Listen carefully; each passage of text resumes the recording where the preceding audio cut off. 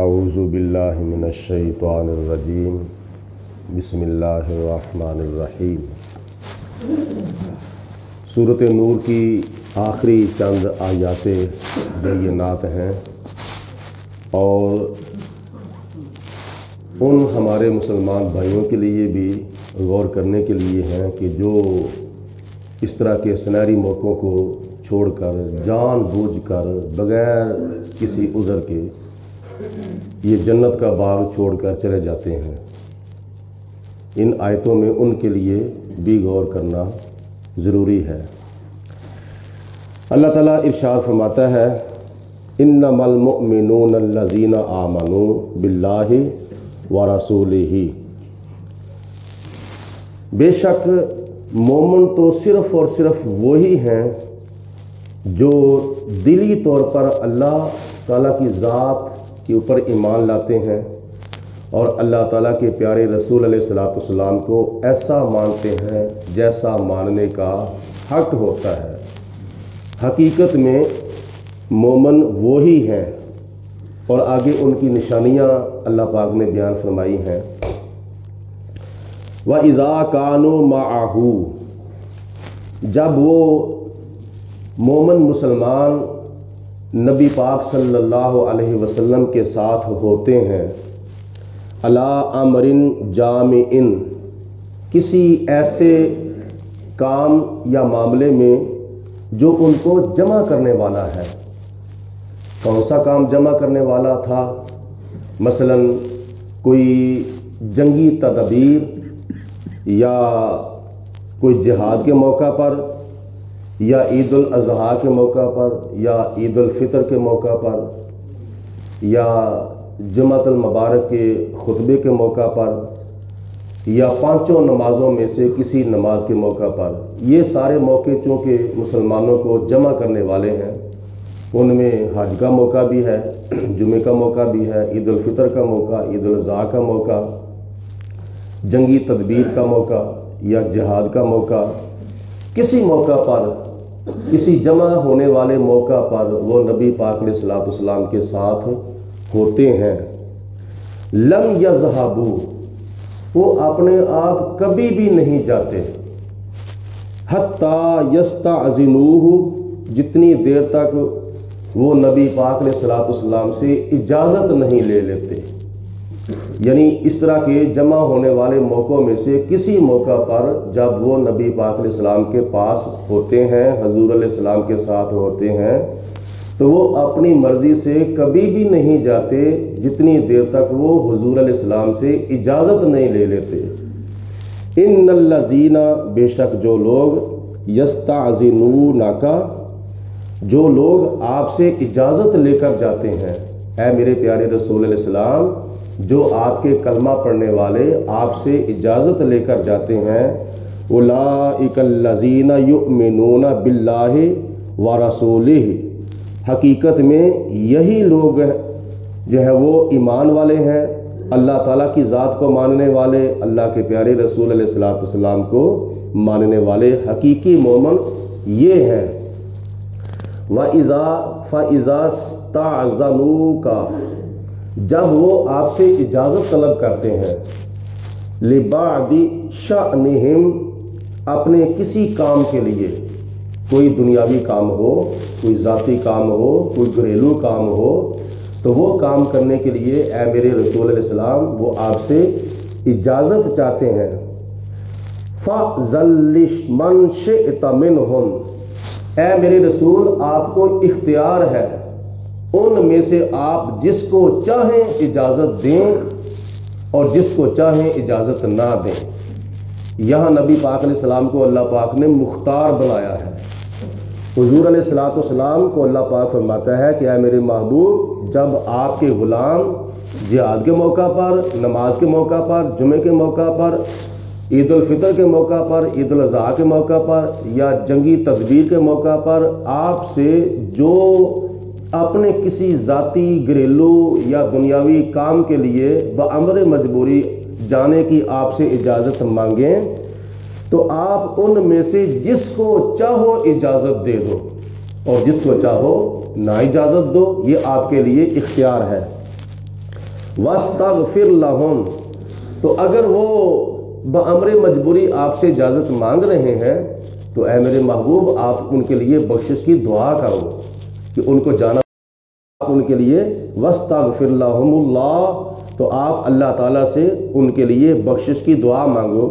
इन्नल्लाह, बेशक अल्लाह ताला गफूरुर रहीम, बख्शने वाला मेहरबान है। इस आयत मुबारक में अल्लाह पाक ने उन मोमिनों की, उन मुसलमानों की, उन हुजूर अलैहिस्सलाम के ग़ुलामों और ताबेदारों और फरमा बरदारों की शान बयान फरमाई है कि जब वो नबी पाक अलैहिस्सलाम के साथ होते हैं तो वो अपनी मर्ज़ी से नहीं जाते, अगर जाते हैं तो बअमर मजबूरी वो हुजूर अलैहिस्सलाम के साथ माजरत करके माफ़ी मांग कर इजाज़त मांगते हैं, या रसूलल्लाह मुझे फ़लाँ काम है, अगर आपकी इजाज़त हो तो मैं जा सकता हूँ। आगे नबी पाक अलैहिस्सलाम को इख्तियार है, आप चाहते तो उनको इजाज़त दे देते, आप ना चाहते तो उनको इजाज़त ना देते। ला तजअलू दुआ अर्रसूली बैनकुम का दुआई बादिकुम बादा, ऐ मुसलमानों मेरे प्यारे रसूल अलैहिस्सलाम को जो तुम बुलाते हो पुकारते हो, उनको पुकारना ऐसा ना समझो जैसे तुम आपस में एक दूसरे को पुकारते हो। जब हम एक दूसरे को पुकारते हैं तो अगर बड़ा हो तो उसको भाईजान कहते हैं, छोटा हो तो उसको बेटा कहते हैं, हम उम्र हो तो हम उसका नाम लेकर बुलाते हैं, फ़लाँ साहिब फ़लाँ साहिब। तो अल्लाह ताला ने फरमाया कि जैसे तुम आपस में एक दूसरे को बुलाते हो इस तरह मेरे महबूब अलैहिस्सलाम को ना बुलाओ, इस तरह मेरे महबूब को ना पुकारो। मेरे महबूब को कैसे पुकारना है? जैसे मैं अपने प्यारे रसूल को पुकारता हूँ। मैं कैसे पुकारता हूँ? अलकाबात के साथ पुकारता हूँ। कैसे? या मोहम्मद कह के नहीं बुलाता, मैं अपने महबूब अलैहिस्सलाम को या रसूल अल्लाह, या हबीब अल्लाह, या नबी अल्लाह, या अय्युहल मुज़म्मिल, या अय्युहल मुद्दस्सिर, यासीन ताहा आमीन, ऐसे अलकाबात के साथ मैं अपने प्यारे रसूल अलैहिस्सलाम को बुलाता हूँ। तो तुम भी मेरे महबूब को अलकाबात के साथ बुलाओ, अलकाबात के साथ पुकारो। ये ना कहो या मोहम्मद, क्योंकि ये तो पुकारना ऐसा है जैसे तुम आपस में एक दूसरे को पुकारते हो। तो मेरे रसूल को बुलाना हो तो कैसे बुलाओ? या रसूल अल्लाह, या हबीब अल्लाह, या नबी अल्लाह, यासीन, या अय्युहल मुज़म्मिल, या अय्युहल मुदस्सिर। अलकाबात के साथ पुकारना नबी पाक अलैहिस्सलाम को, ये अल्लाह ताला की ज़ात को बहुत ही पसंद है। आगे अल्लाह ताला फरमाता है अल्लज़ीना यतसल्ललूना कद यअलमुल्लाहु, अल्लाह ताला उन लोगों को जानता है। अल्लज़ीना यतसल्ललूना मिनकुम लिवाज़ा, जो निकल जाते हैं एक दूसरे की आड़ लेकर। खुतबा जुमा मुनाफिकीन के ऊपर चूँकि बहुत ही एक मुश्किल काम होता था उनके लिए सुनना, तो हमारे लिए ऐसा काम मुश्किल नहीं होना चाहिए। हमें तो फराख दिली के साथ खुतबा जुमा सुनना चाहिए, और खुतबा जुमा सुनते वक्त बड़े इन्हिमाक के साथ मस्जिद के अंदर बैठना चाहिए, बड़े इस्तिग़राक़ के साथ, और सर के कानों के साथ नहीं बल्कि दिल और मोहब्बत के कानों से खुतबा जुमा सुनना चाहिए। तो ये आयत मुबारका जो है ये मुनाफिकों की मज़म्मत में अल्लाह पाक ने नाज़िल फरमाई है कि जब मुनाफिक लोग आते थे, खुतबा जुमा हो रहा होता था, तो उनको वहाँ बैठना बहुत ही ग्रां गुजरता था, बहुत ही मुश्किल गुजरता था। तो अल्लाह पाक फरमाता है कद यअलमुल्लाहुल्लज़ीना यतसल्ललूना मिनकुम लिवाज़ा, बेशक अल्लाह ताला उन लोगों को जानता है जो लोग एक दूसरे की आड़ लेकर खुतबा जुमा के मौका पर कन्नी कतरा कर मस्जिद से बाहर निकल जाते हैं। फलयहज़रिल्लज़ीना युखालिफूना अन अम्रिही, और नबी पाक अलैहिस्सलाम की मुखालफत करते हैं, हुजूर अलैहिस्सलाम की हुक्म को नज़र अंदाज कर देते हैं।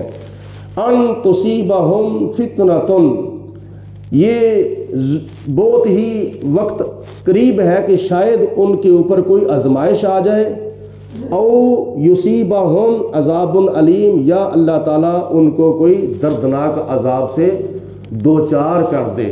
یعنی ان کے اوپر کوئی آزمائش بھی آ سکتی ہے اور ان کے اوپر اللہ تعالیٰ کی طرف سے عذاب بھی آ سکتا ہے۔ کون لوگ؟ جو بغیر شرعی عذر کے خطبہ جمعہ چھوڑ کر چلے جاتے ہیں۔ خطبہ جمعہ سننا ان کے لیے بہت ہی مشکل ہوتا ہے، تو لہٰذا اپنے اندر اس طرح کی عادتیں اور اس طرح کی باتیں پیدا نہیں کرنی چاہیے، بلکہ کوشش کرنی چاہیے کہ خطبہ جمعہ سننے کے لیے اول وقت میں آ کر اونٹ کی قربانی کا ثواب حاصل کرنا چاہیے۔